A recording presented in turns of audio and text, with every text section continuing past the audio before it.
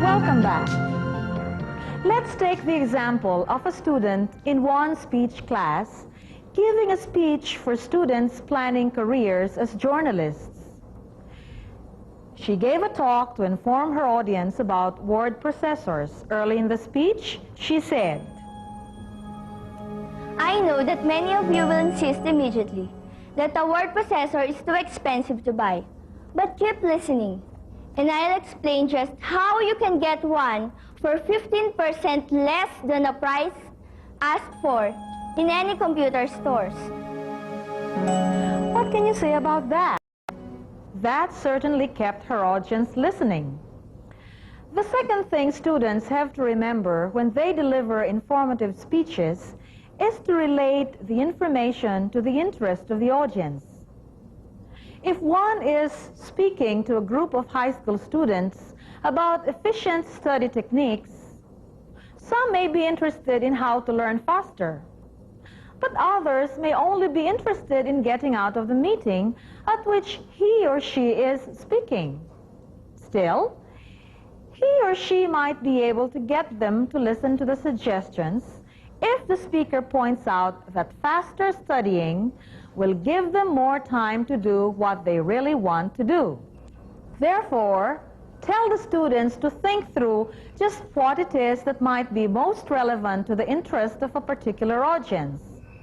The third guide students have to consider is for them to dream up ways of getting the audience to participate.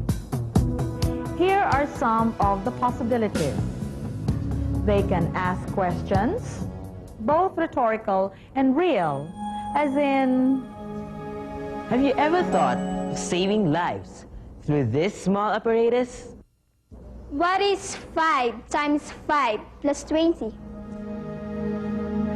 Another way of getting the audience involved is to distribute a copy of the outline of the speech to help the listener follow and remember important points.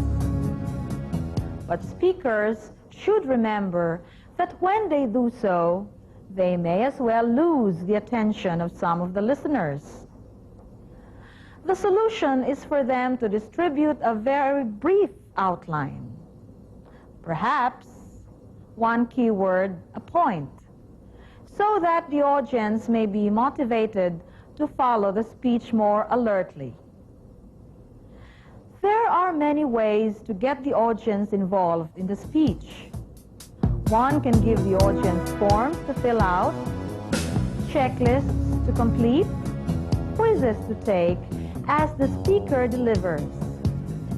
Be sure that such handouts do not distract from what the speaker is saying. Do not make them so elaborate that they do not listen. Use handouts with short questions, brief statements, simple checkpoints. You can likewise tell your students to present a statement. Then, ask the audience to raise their hands if they've heard it before, believe it, or can use it. The last point in making speeches to inform effective is to make the information as interesting as possible. There are many tools in the speaker's bag in which you can use. Humor, as in, Did you hear about the experiment that went wrong? I did it.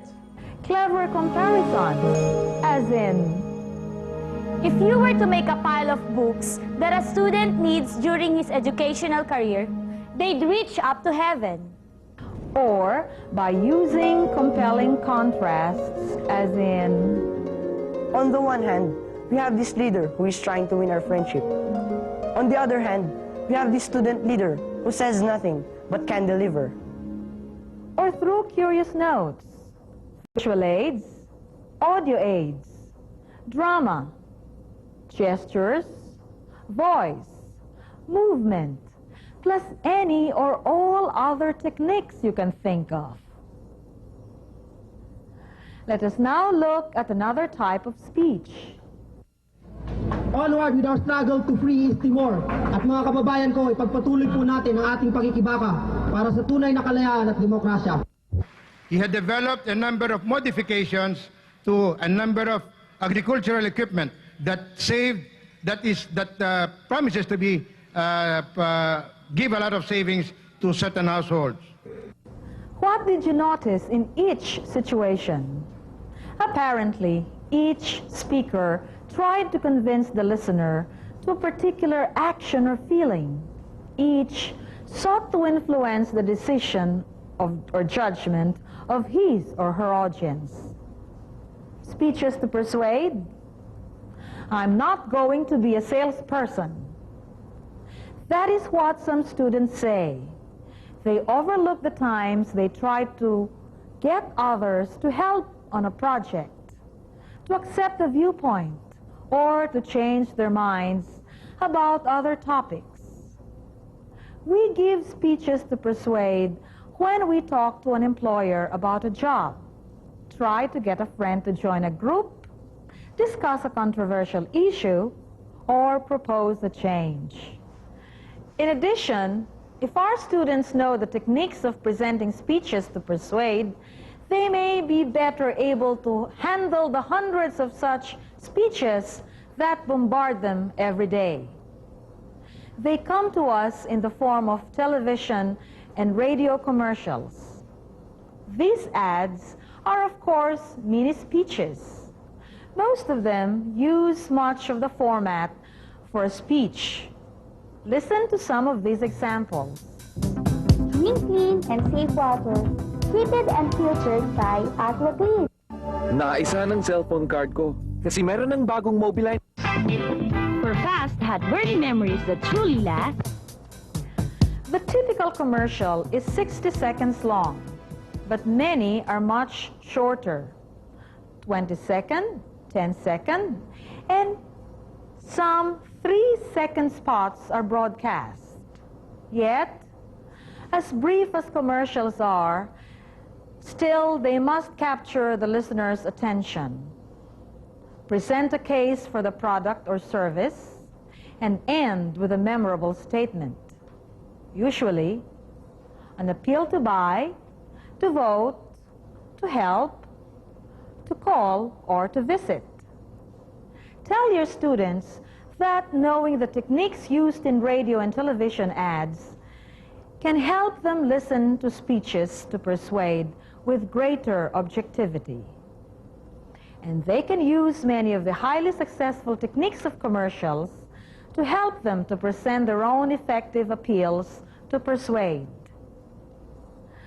But what should our students remember when they deliver speeches to persuade?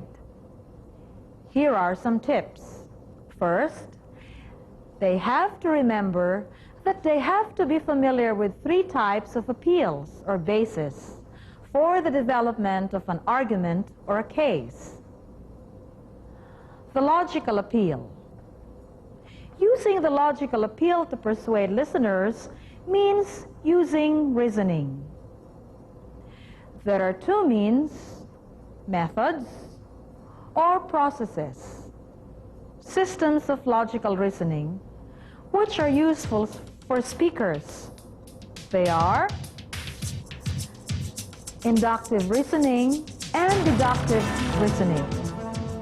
Inductive reasoning is reaching a decision, is presenting facts, logic, reasons, and then stating the viewpoint that you have developed from them.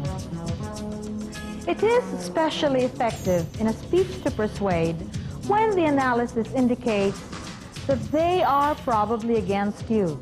A speaker uses inductive reasoning when presenting the evidence first, then stating a conclusion based on that evidence. It has been more dry this year than last. I can't remember the last time I felt the rain. I've never perspired this much. This sure is a very long summer. Observe that the speaker presented the evidences first, then stated a conclusion based on that evidence. On the other hand, speakers can reverse the sequence of statements as they present their views in a speech to persuade, and they are using deductive reasoning. Take a look at this example.